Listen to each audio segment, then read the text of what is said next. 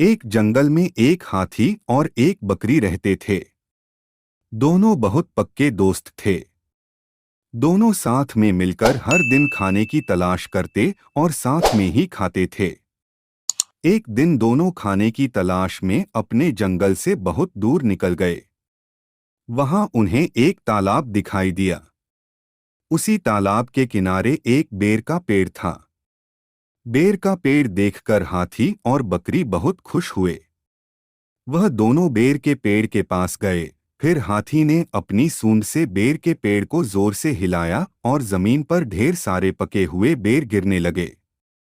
बकरी जल्दी जल्दी गिरे हुए बेरों को इकट्ठा करने लगी।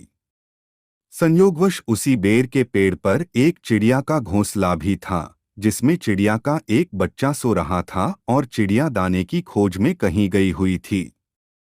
बेर का पेड़ जोर से हिलाने के कारण चिड़िया का बच्चा घोंसले से बाहर तालाब में गिर पड़ा और डूबने लगा।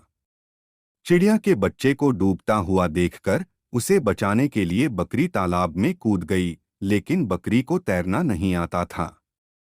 इस वजह से वह भी तालाब में डूबने लगी। बकरी को डूबता हुआ देखकर हाथी भी तालाब में कूद गया और उसने चिड़िया के बच्चे और बकरी दोनों को डूबने से बचा लिया। इतने में चिड़िया भी वहां पर आ गई थी और वह अपने बच्चे को सही सलामत देखकर बहुत खुश हुई। उसने हाथी और बकरी को इसी तालाब और बेर के पेड़ के पास रहने के लिए कहा। तब से हाथी और बकरी भी चिड़िया के साथ उस बेर के पेड़ के नीचे रहने लगे। कुछ ही दिनों में चिड़िया का बच्चा बड़ा हो गया।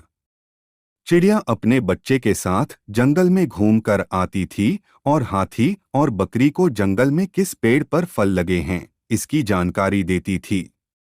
इस तरह हाथी, बकरी और चिड़िया मजे में रहते और खाते पीते थे। कहानी से सीख: हमें किसी का बुरा नहीं करना चाहिए। अगर हमारी गलती से किसी को परेशानी होती है तो उस गलती को सुधारना चाहिए और मनमुटाव दूर करते हुए एक दूसरे की मदद करनी चाहिए।